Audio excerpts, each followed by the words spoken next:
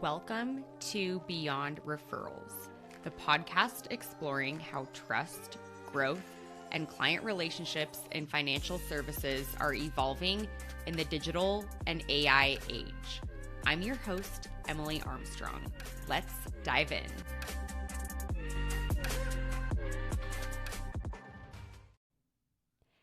Hey guys, so happy you're here, about to hit play on this episode with my friend and my guest, McCall Fen. McCall is the co-founder of GrowthSuite Consulting, an elite talent, all things talent, recruiting consulting for financial services. So she and her team are absolutely killing it. I hear from people in the field frequently that I'm working with that they are working with GrowthSuite and the amazing talent that they're sourcing. So in this episode, we talked about a bunch of things, but my favorite part was going back in our personal stories, how we knew each other. She literally recruited me into Northwestern Mutual, and I had a little emotional moment thinking about if she'd never reached out to me on LinkedIn and showed me this opportunity, I don't know where I would be. So we talk about that. It gets a bit personal, and I'm just so grateful for her work. We talked all about the landscape of talent in financial services, some trends there, and some trends and insights with recruiting and retention. We talked a little bit about how culture is the most important thing. And then we ended with some predictions for what's next in the industry. So if you are a managing partner, a managing director, someone in charge or thinking about growing your firm, if you're about to ensemble and your firm has kind of ongoing growth needs, you will 100% want to give this episode a listen and also connect with McCall and her team. So can't wait for you to hear this one. It was good. Hey there, and welcome back to Beyond Referrals. Today's guest is someone who is genuinely so special to me because she is actually the reason that I ended up at Northwestern Mutual in the first place, and she's become a dear friend. She recruited me back in the day, and now here we are, both entrepreneurs who bet on ourselves to build something from scratch, and so it's a full circle moment. McCall Fen has been named one of Colorado's top 25 most powerful women, and if you spend 5 minutes with her, you will understand exactly why that is the case. She spent 8 years inside of Northwestern Mutual as a chief recruiting officer, and she built her own career on helping leaders strengthen culture, elevate talent, and design systems that drive real measurable growth. Her background spans in Fortune 100 HR, financial services, and entrepreneurship, and she brings all of it to every client she works with. And today she's the co-founder of GrowthSuite Consulting. They are an outsourced talent and recruiting partner who works primarily within financial services. And if you're a firm leader, an ensemble builder, or an advisor who is thinking about growing your team, this conversation is going to be incredibly valuable for you. We're going to talk all about the talent landscape. So McCall, welcome to Beyond Referrals. Thank you. And thanks for that great intro. I feel so blessed to be here. I am excited. So we have to go into the story of how you recruited me and how we know each other and all the things, but you're also my first female guest on the show. Cool. I love that for us. I do too. How far back do you want to go on our first annual meeting, or we're going to go there. How we recruited Emily? Okay, so from my perspective, I was like, it's such a God thing. You know, when you look back on your life and your story and you're like, okay, these are things that I did not foresee, but God knew what he was doing. That's like literally you bringing me into Northwestern Mutual. And I could get kind of emotional about it. But when we met, I was in, a big corporation. I was literally recently hospitalized from a stress-induced stomach ulcer. And I was thinking about what's next for me. And I was a young 20-something who had this really a lot of ambition, but I did not feel like I fit in corporate America. And I had no idea what I was doing, but I was at that point where I was open, hashtag open to opportunities. And you messaged me on LinkedIn and you were like, hey, we work with a lot of career changers and, don't know if it's worth a conversation. And I was so open at that point. And so we met. You put me in touch with the people who became my mentors and my bosses. And, really that moment, like I'm getting chills. I could get teary thinking about it because that really is what has led me to what I'm doing and has given me the opportunity to be an entrepreneur and doing what I'm doing now, which was my dream. So yeah. And so you recruited me. And before I said yes to Northwestern Mutual, I got to go to annual meeting. And I think that's the best recruiting tool ever because I was kind of on the fence. You're hesitant. You're like, oh, this sounds really good, but I'm also scared. And so I went to annual as a recruit. And by the time that was over, I was like, how can I start tomorrow? And you and I were roommates. And, Yeah, that for the just started record, our you're the friendship. first and the last that I ever offered that to. And it's so cool. And it was probably like 3 weeks before, if that, that I was like, they probably came up in a recruiting meeting conversation of you had been in the selection process a couple different times. We had stayed in touch. The timing hadn't been perfect yet. And it was just kind of like a wild invite of, hey, you want to come to annual meeting? And then it was a yes. And it also was a, do you want a room together as well? And Uh-huh. so fun and so special for both of us, I think. I know it's not the right recruiting tool for everyone, but for me, it was wildly successful to get me on board to this. But no, yeah, it's so cool to think about that time. And so I want to go to you. So that was in 2019, because that's when I started as an advisor. So from 2019 to what you're doing, will you walk me through your journey and kind of within Northwestern Mutual and then into GrowthSuite as well? Yeah. So at that time, I was recruiting advisors in Denver and across Colorado for my network office and really had a lot of conviction for the company and the opportunity for a long time, more so for the company and rising on the opportunity as I recruited for it. Had been a client since college and just was inspired by, yes, the opportunity to get to recruit career changers. That really was one of the most special parts to me of taking someone who is on a path, successful, driven, but not in their long term forever and not knowing what that was and getting to expose them to that and introduce them to such incredible people who had influenced me. I used to always say and still do, like, you can't help whether you're an advisor, another role in the organization, but be impacted and influenced by the caliber of human being that you're surrounded by. And so I took a lot of pride and joy in that role. And I can't remember if I was yet or soon thereafter also overseeing the recruiting team and partnering with the executive leadership team on all the recruiting processes for the organization. I worked my way up to chief recruitment officer for the firm and still felt like I'm missing something. I don't know what it is. This isn't my destination role. This isn't where I stop. I got to keep growing, learning. I love it.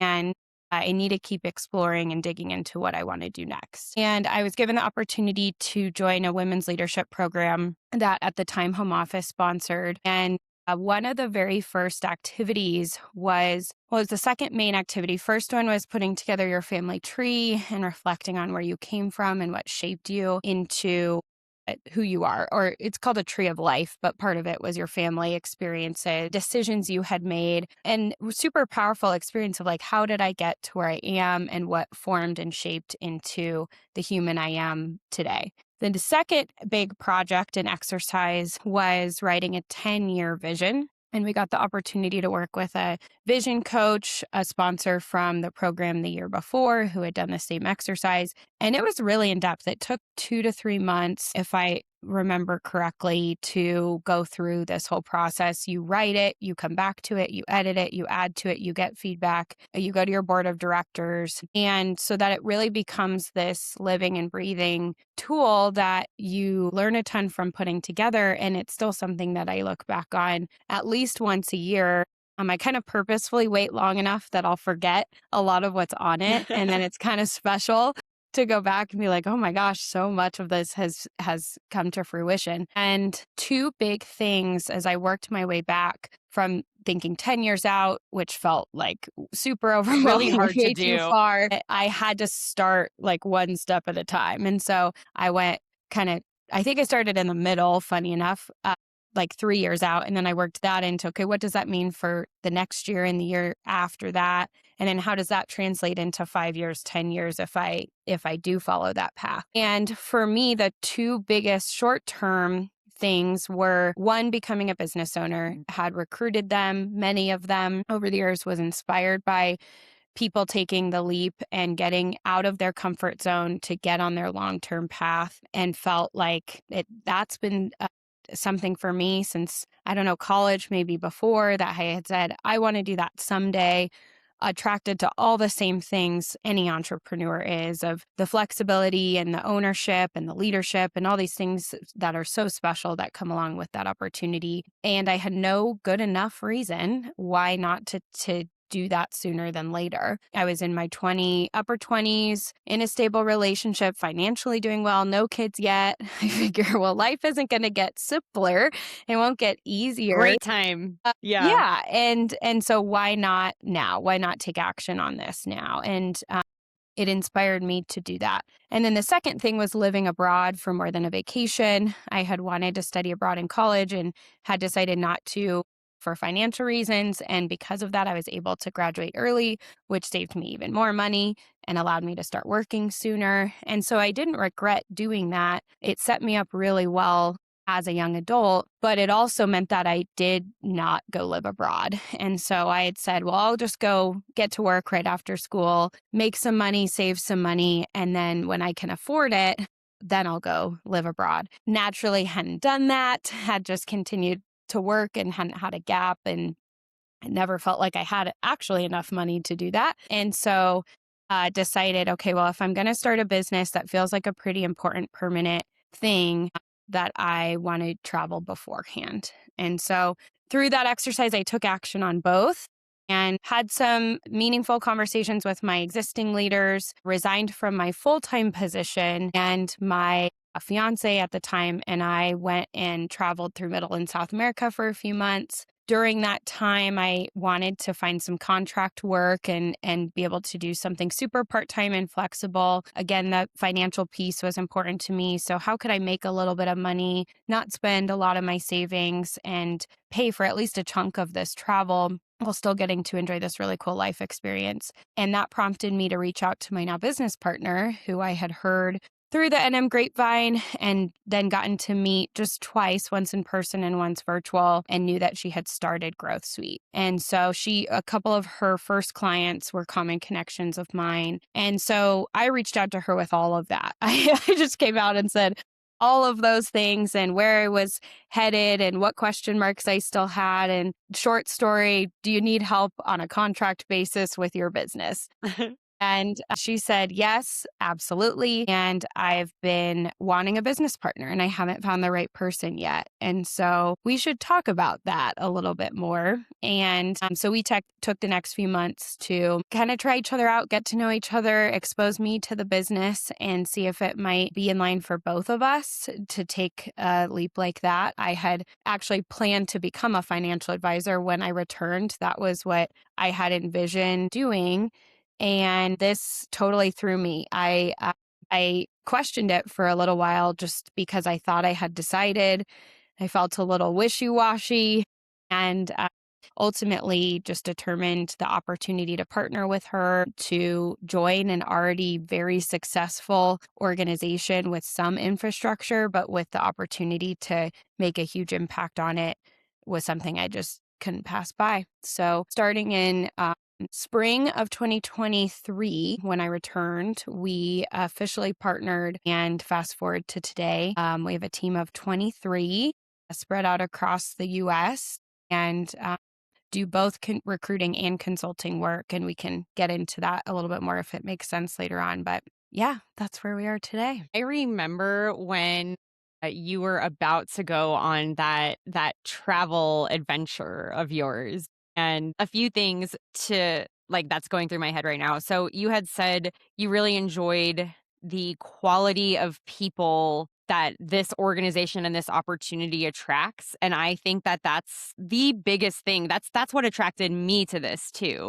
That's so true, that this career, and specifically Northwestern, I think attracts a certain type of person that is so much fun to work with, so inspiring. And it's really, really amazing and beautiful to hear in your story that in that vision exercise, there were these two really big pieces of your vision to become a business owner and to live abroad. And you just did both of that. And you didn't really know what the business, you had an idea of what business you were going to start, but it turns out, that wasn't it at all. So I think that's so powerful and cool to reflect back on that. And yeah, I remember when you were about to go on that journey and I was like, that is so amazing. Like I love that you're doing that. And so yeah, so here you are today with this growing, thriving business with 23 team members. That's incredible.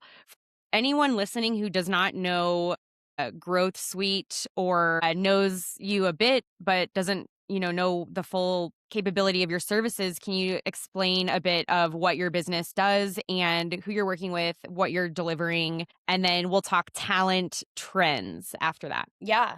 So growth is in the word. So we value that substantially for ourselves and for our clients. In kind of simplistic form, we do both recruiting and recruiting consulting. So recruiting would entail finding, sourcing, interviewing quality candidates to help firms as they need to grow their people, even in details of designing what that role is going to be. How should we pay this person and structure their comp?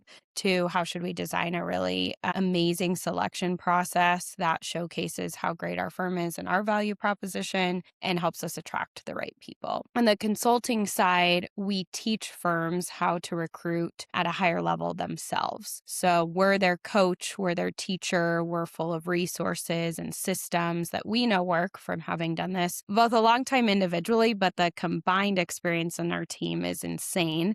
Over half of our team has NM experience, so they get the landscape, they get the systems, all from various different network offices, districts, and networks. And then we also have about half the team who has had recruiting experience and exposure elsewhere that we've gotten to combine with our institutional knowledge to be, to me, what is the best result for us to provide the most value to clients. And it's just fun for me to get all of that exposure. So we work with network offices, district offices, growing teams and firms. Many of our clients on that side span from Forum, PCG, large organizations who have consistent hiring needs or, constant expansion, it feels like, to other firms who are a 1-2 person support staff who help their 1 or 2 advisors who have ensembled. And we can help in both cases and really like to. We worked in big cities, small cities, all across the country. Our team is spread out across the country as well, but we do everything virtual and really partner with each client based on what we know and also what they need. And we're small enough to customize still. Very relationship oriented. I don't think we'll ever lose that from all of our NM years, but also very much willing and able to step in as the expert. Big believers in staying in a space of strength as much as you can. The Who Not How book we just read recently. And so I like to think we're the who for a lot of firms who recruiting isn't their sweet spot. Their sweet spot is helping clients and the operations to do so. And so we help them find the right who's to help serve their clients best. Yeah. Shameless plug for Growth Suite. So I was talking to a friend recently within NM and she was like, yeah, and I know the team well. And she's like, we have 2 new hires starting soon. And I was like, oh my God, that's so awesome.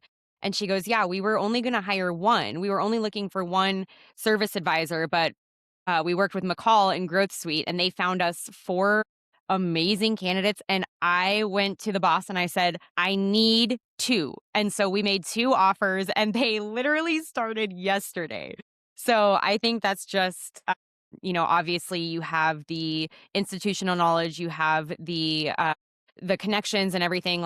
So shameless plug for what you're doing there. And I know you guys are doing great work. So let's zoom out a bit and talk about kind of the macro level of what's happening in the industry from the talent perspective. So in my own research and then also in my own kind of observations, I think there's some interesting things going on in the financial services talent landscape. So you've got it's not called this in the research and the white papers, but it's like a name that I came up with. So we've got the great wealth transfer. Everyone knows what that is. But then what I have determined is we also have this great industry retirement where a lot of the leaders in the space, a lot of the advisors in the space are retiring. The majority of financial advisors in America today, the majority of them are between ages, I'm going to get this wrong, but it's like mid 50s to 60s. So they're going to be retiring in the next 10 years alongside of this great wealth transfer happening. So that's happening. And then you have this and what I've read is less and less professionals, and this might have changed in the last like year, less professionals coming into these more like legacy type career paths, like accounting or finance or whatever. And then you have this AI job market where AI is changing so many sectors, eliminating entry level roles. There's so much crazy stuff happening there. So I want to hear from you and someone who really knows this well and who's seeing this every day. What are you observing and seeing in the industry as far as some of these trends go? Yeah. Yeah, so you're spot on with so much of that. A recent thing I read said there's over 330,000 advisors or registered reps in the US, and 100,000 of them are expected to retire by 2034. So that's a huge Crazy. amount. Median age is 54, so you weren't off. So Okay. so have confidence in that. Good. So yeah, there is this huge wealth transfer retirement situation happening. And so I think it's fair to question, like, well, with AI, is that do our advisors need it? And there's some fear around that if you're in the industry. And I would say some, I don't know, speculation from, especially from the tech world, of like, well, we can automate all this, or, and they're the most ingrained with AI. But I mean, I just think back to, it wasn't that long ago when everything became digitized. I mean, COVID forced a ton of virtual meetings that hadn't been happening before. And prior to that, there was just financial planning apps coming out and technology that hadn't been there before. And before that, there was the internet. Like, it's like there's been all these things that aren't AI, but were pre AI time, that I bet if we went back and read articles then, they would be saying the same thing. Like,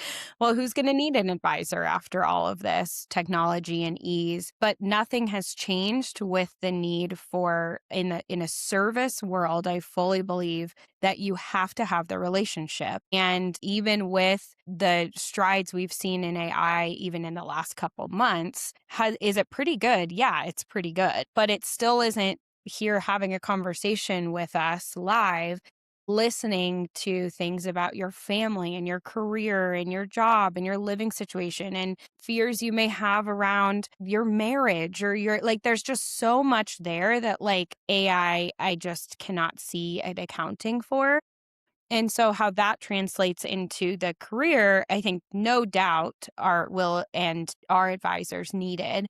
And as this aging advisor population gets ready to retire, and I always used to say this to candidates, and I believe it to be true, financial advisors tend to be pretty good at financial planning for themselves as well. So will they even work till they're 65? Maybe, maybe not. Will they work at 65 and beyond? Probably not, unless they're doing it on a very ancillary basis because they love the work and the impact that they're making. But they're likely not going to be obtaining new clients and starting new relationships at the scale and volume that they were when they were running full speed ahead, because they're probably going to be having a lot of fun and spending time with their loved ones and doing this as more of a side thing. So I still see a huge gap that's approaching and to some extent is already here. So Mhm. that's for the advisor role specifically. The other trend that we've been seeing and feeling in our firm, which is cool because we get to do so much of this work, is the teaming and the ensembles and the larger firm. Let's take, what we used to all do this on our own, separately, individuals, or maybe with a small team of 3 to 5, and let's collaborate and let's create some redundancy and create an even better client experience and share with each other everything that we've learned and our best practices and our way of doing it. And we're continuing to see that heavily across the country. So it's still just like anything in any industry, I would say. You got to find the right business partner. You got to find the right people to team with that are a really good fit. And that's not something to be taken lightly and just to team. With that said, it has a ton of benefits when you find the right situation. And with this large population of advisors who are approaching the end of their career, we're seeing a lot of them partner with younger advisors who have many years ahead of them, who have Mhm. experience and things to bring right now. But really importantly, there is succession plan too. So all this is really fun and exciting and also creates transitional chapters for firms of, okay, now that we're combining, how does that then impact our team, our employees, how we structure internally? Do we have the right people that align with both of us as business partners? Or is this a team member that isn't the right fit anymore, or a role that isn't the right fit anymore that we've just had for a really long time? And so naturally, it's a good time to evaluate the design of the firm. And then thereafter, do we have the right people in the right seats? And are we equipped to grow with the structure that we're at? So that's been a ton of fun because of that trend, getting to be in those rooms and in those conversations. And like I said, sometimes we Mhm. start with a team when they know exactly what they want and they've done all this work and they're ready. And other times we have conversations with teams that are just sharing kind of their heart and where they're at and they don't know yet. And so we get to even help play the role of helping them design the team and the future. Yeah. There's so much to unpack there. And I'm almost wondering, like, where to take this question or this, because there's so much in what you just said that, the growing and expanding of teams versus maybe this individual advisor path. But the question that's on my mind is, so with AI specifically, just kind of creating all this uncertainty and changing the job market very much in real time, Hmm. especially within fields like tech or something, there's going to be this supply and demand where like certain supply of jobs and are is going to go down, but there's going to be all these smart, capable, bright professionals. And I almost wonder if that's going to be an opportunity, or if you're already seeing this as an opportunity with career changers, but there's a big demand for financial advisors, right? Like with this retirement happening and with this opportunity still being relevant and really, really needed. Have you seen that kind of play out, or like what are you seeing there when you think about there's a lot of people potentially looking for their next career and there's a big need for people to step into this field? Yeah. So it's mostly remained unchanged at a macro scale from my experience. So I get questions sometimes like, well, what are other offices or whether other areas or other advisors experiencing? And it really has stayed true to be custom to that firm. I haven't seen like a big, no one needs this role anymore, or no one needs this, or the biggest things are there's always a demand for good people doing great work and providing value. And so, what the title is or the exact specifics, sure, we see that change. Technology is really important. So, whether it's AI or just ability to learn new systems, use systems, adapt, create a really good process, that hasn't changed. And so the people who have a growth mindset and are embracing whatever that technology is, that continues to be really important for pretty much every position. And then the last thing that I was thinking as you asked that question was like, is this again back to kind of the fear and scarcity mindset of is this going to have impact of just less supply? And so far, we haven't experienced that. If anything, I've our firm continues to grow. So from my very like window of a thing, I'm like, well, we've done more placements this year than we've ever done in the history. So I'm not seeing the needs go down. And a lot of our clients use us multiple times. The one that you mentioned earlier, I think I know who you're talking about. And they use us all the time. And that's not because they're not great employers or great, like, that's not the thing. They're just continuing to grow and have different needs and have a high caliber for who's on their team. And so that yields demand for great and talented people. So I haven't seen like teams shrinking at all. They're including technology and including AI in their process, but it's just changing how they structure versus making the team smaller. Yeah. What I was trying to say was like, I do think there's actually more demand for what you're doing because of the need, like because of this retirement opportunity and the job market, there's more people needing, like looking for what's next for them. So I think Mm.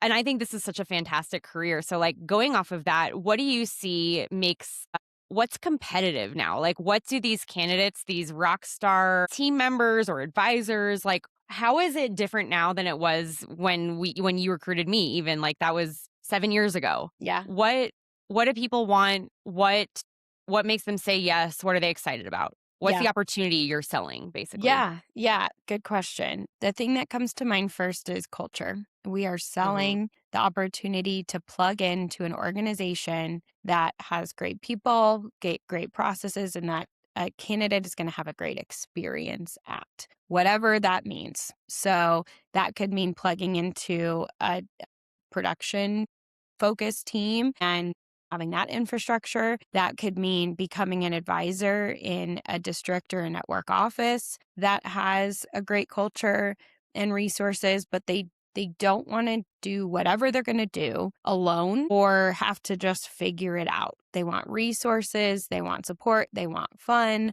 all of that, right? And being encompassed in culture. And it's not that I don't think that was important before. I mean, we're always recruiting across generations, so we can't necessarily go that narrow, but I think both millennials and now Gen Zs are getting recruited more and more often.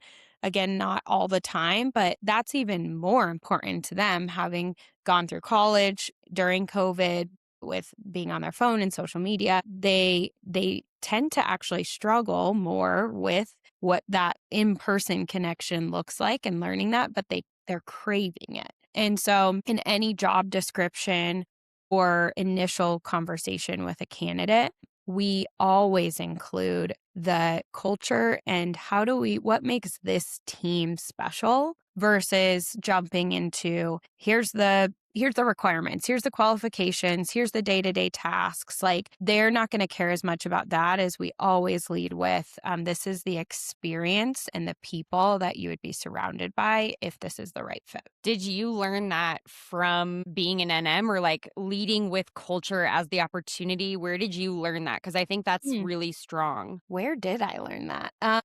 Probably NM was really big in that. And then I think just sales, right? And like relationships of like, what would I want? I did see a statistic a long time ago just around the number one thing that candidates look for is a growth opportunity. And that I'm guessing is still true. That's at least what it feels like on the ground. So even like taking that as a component of every job description, even if it's vague, even if we don't know, it doesn't have to be prescriptive. This role leads to this role leads to this role, which is challenging in a small business. You don't always know that. But in some way, shape, or form, just communicating in promotion that this is a place that you can and will grow, and there will be opportunities for you if you show up and perform, right? And like just that is like music to people's ears and is missing from so much of the talent attraction marketing space. You going back to your question of like where did I learn that? I do think we can either take a like passive approach to recruiting and hiring, which is like they're going to find us, the right people will find us if it's That meant to doesn't sound be. If successful. it's meant to Yeah. be, they'll find us. If they're not attracted to working here without me saying that, then something's wrong with them, right? But they don't know us. And a lot of the best candidates out there are not actively looking and actively applying. And so treating hiring and growing the team like you would client acquisition or sales. And it's branding too. It is. And like I see a job description, at least the initial stages of it, as promotion. We are promoting the firm and the role. This is not a legal document yet until we're deciding to do this and it turns into more of an employment contract. But initial stages, we're driving interest to us And that comes in the form of writing and how we speak about the client and the opportunity. Yeah. Where do you notice that the best recruits come from? Are they coming from other institutions like a Schwab or a JP Morgan? Are they coming from there, or are they like the career changer type, or a mix of both? Both, and dependent on the role, we do recruit from, right? If, for example, if licensing is needed for the role and there's not time to wait, this role right away requires a Series 7 and experience with investment planning software, then we're heavily recruiting from competitors and people who have already been in the space for a Yeah. long time. We need that Mhm. transferable experience. With Mhm. client experience roles or more entry level positions where there is some time to learn and mold and grow and focus on pieces of the business that aren't as technical, that don't require all that experience right away.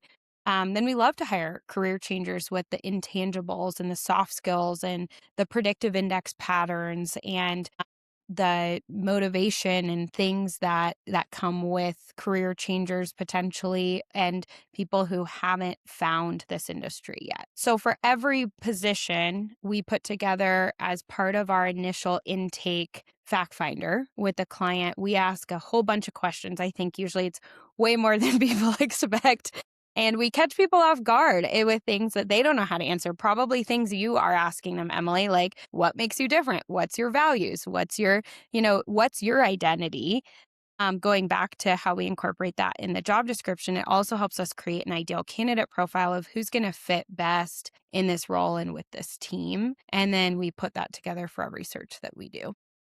Yeah, that makes sense. So let's talk about retention now. And to go to this subject, I think there's an important nuance of individual advisor retention versus team member retention. So I want to know what you're seeing with how firms or offices are winning with retention, because to me, and I've done a lot of research in this topic. I recently just wrote kind of like a white paper on this about the advisor retention, the early advisor retention. And I think what I've seen and what I've come across in my research is that that has been an issue, and that has been a hard thing to solve, and it's gone down in recent years. And I have my theses and philosophies on why that is, whatever, but that's just a reality. Like, the retention of a new advisor is not extremely high, especially in those early years. So I want to hear your perspective on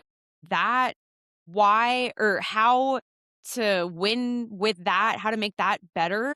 And then, because I think team retention is actually really strong. And also, like, if someone is recruited into this ecosystem, there's a very, very high likelihood that they're going to end up somewhere on a team and be placed there. And then that's a win for them. That's a win for the team. So I think that that's a totally different, you can't compare those. It's not apples to apples. But just like on the topic of retention, I would like to hear what your perspective and what you're seeing out there with the offices who are winning or the teams that are really getting that right. Yeah. Yeah. So, on the specific to the advisor front, we can start there. That is very comparable, right? I think about what is the opportunity that we're hiring for. It is building a business from scratch with the support of a larger organization, and it is building a business from scratch. So, Mhm. when we think about it that way, that always changes my lens a little bit on what is good retention. How many Yeah. people in the US and the world can successfully start a business and grow it and run it and keep it for the long run? And so we just had well, hold on, we're 19 days away. We're planning our 5th year anniversary of No GrowthSuite. way. Yes. Whoa, And that's incredible. so incredible. I'm so pumped about it. And it's more than just us planning our birthday party. It's, gosh, 5 years is such a huge milestone for a business, whether it's recruiting or financial advising.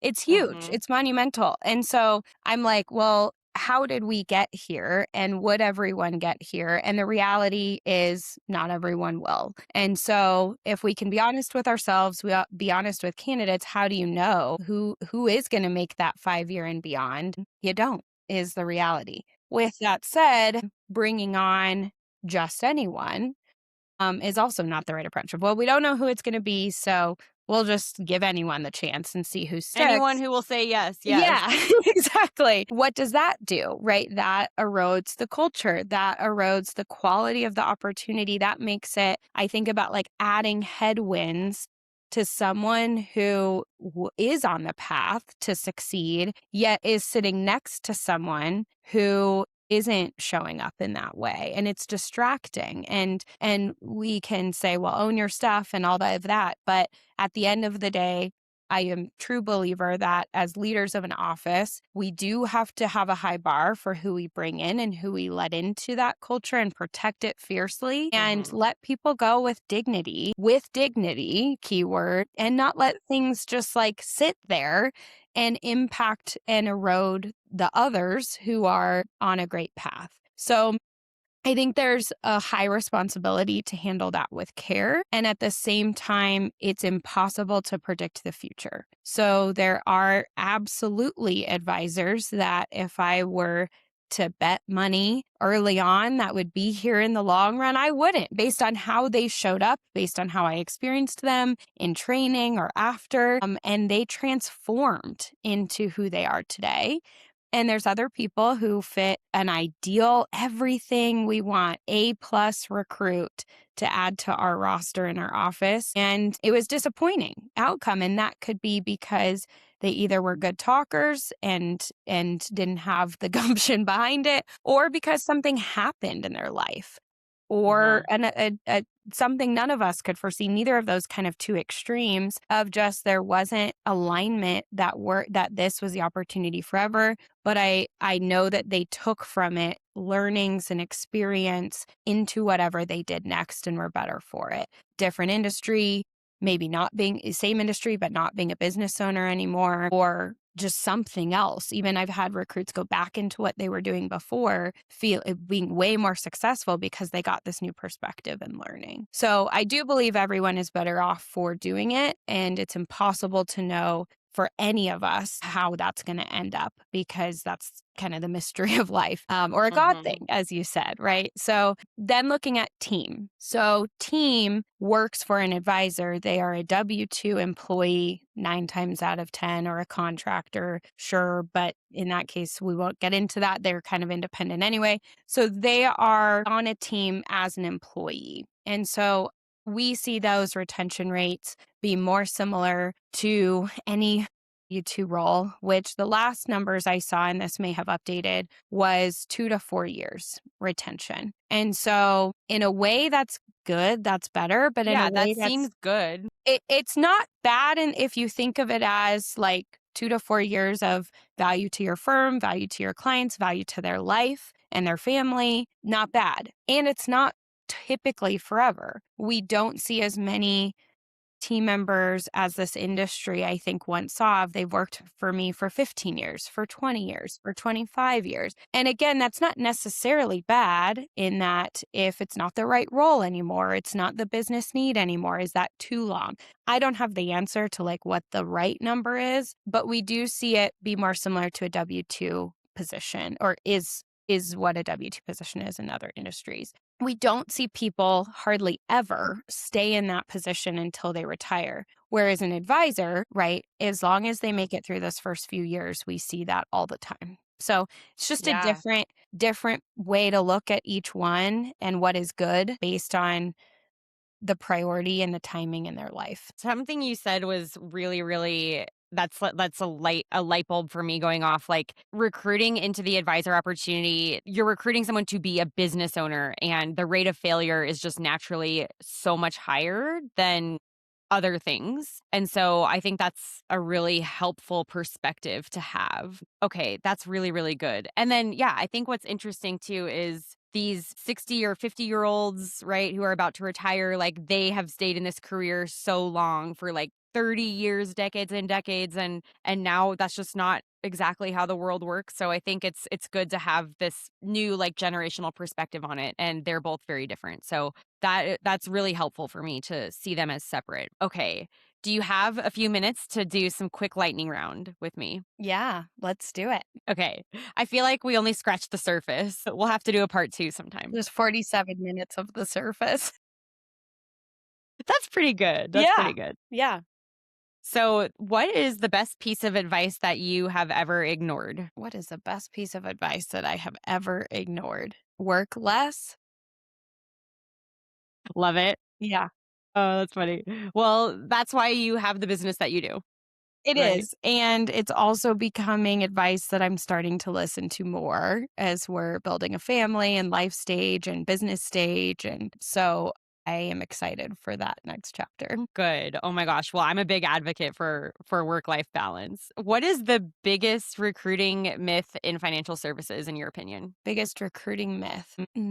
Or a POV that you don't agree with? Yeah, that it's just like any other commission opportunity. Tell me more. I think about the beauty of the contract of this, of renewals, of long term client relationships, of all the different streams of revenue, insurance, wealth, teaming. Like there's just so many paths and ways to have stability in this business long term that other both business opportunities and like commission style sales roles or real estate or things that they just don't have that the beauty of the structure. Yeah, that makes sense. I love that. When you are not building Growth Suite, what does your life look like? I love to eat. So I'm Yes, eating, queen. cooking, eating out, whatever. I like to do that socially too. That's probably the most often, especially right now. I love to travel. This role does allow me to, I both travel to clients and then get to travel for fun and work from there or not and just play. And then I love to be home on the flip side of that with my husband and here in Denver and spend time here. Awesome. I love it. And last question, who is someone else that I should have on the show? Ooh, Jason Kalenda with K I Street. don't know him. Oh, with K Street. I know K Mhm. Street. Tell me why you said him. Jason is an incredible human. He's built a firm from scratch. They have a huge team now, and I love how they do business and treat people. I love that. Well, I will reach out to them. He's also Because yeah. speaking at annual meetings, so beat him to that. Cool. Okay. I'll time it around Yeah, that. That's actually a he's in high fantastic demand. idea. Okay, cool. Well, McCall, this was really amazing. I have some takeaways for sure, but I really enjoyed this. I just adore you as a friend, and I am just very, you're an inspiration to me and to other women entrepreneurs. So I'm a big advocate of what you and your team do. Uh, And how can people connect with you? LinkedIn, website, any other places that you would direct somebody to reach out to Growth Suite? Yeah, any of those, and I would love to connect. So you can also just call me, which You're an is old school girl. I old love it. school girl. Pick up the phone and dial 303-304-9030. There's my I'll put it digit. in the show notes. I love it. Also, right back at you. I think it's so cool to be here with you and what you've built, what you're building, how you're helping teams. And yeah, just fun. Maybe we can room at annual meeting again someday. It'll Bring happen it back. someday. I believe. Oh my gosh, that would be so fun. So fun. But we'll both be speakers this time, not attendees. There you go. There you go. Full circle. Oh my gosh, this was so fun. Thanks, McCall. Thanks, Emily. Hey, thanks so much for listening to the show. If this conversation resonated with you or you learned something new, make sure you follow the podcast so you don't miss out on future episodes. And do me a favor, like and subscribe and share this episode with a friend. Comment on anything that you want to see or hear more of in the future as well.